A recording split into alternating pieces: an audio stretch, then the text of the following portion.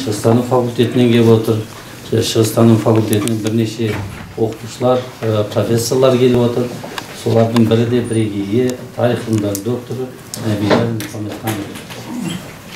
Кітаптың құндылығы Мұстафа Шоқай жалпы 20 ғасырдағы қазақ интеллигенциясының ой пікірін, идеясын тануда, алаш қозғалысын зерттеуде бірінші дерек көзі болып табылады.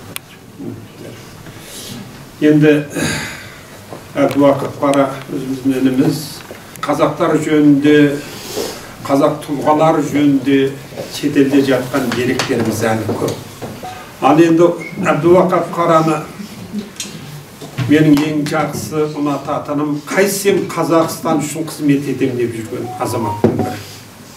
Мейлі саяси дипломатиялық, мәдени қарым-қатынастардан болсын, әсіресе осы шетелде жүрген, шетелде тарап кеткен Мұстафа Шоқайға байланысты құжаттарды жинауда, зерттеуде монографиясы бар, керемет өзіме сыйлаған қарады, мен алаштанушы болмасам демек, мінекей Мұстафа Шоқай арқылы бүкіл біздің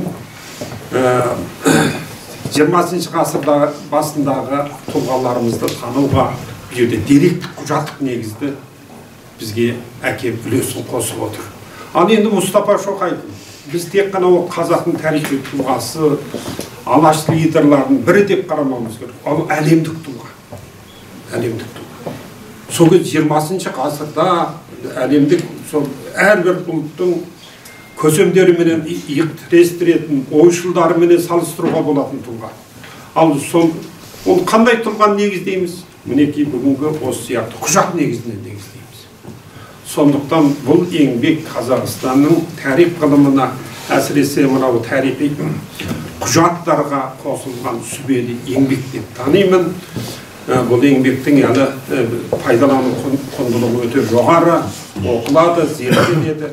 Осындай мүмкіндік әкелгеніңізге сізге көп-көп рахмет айтамын.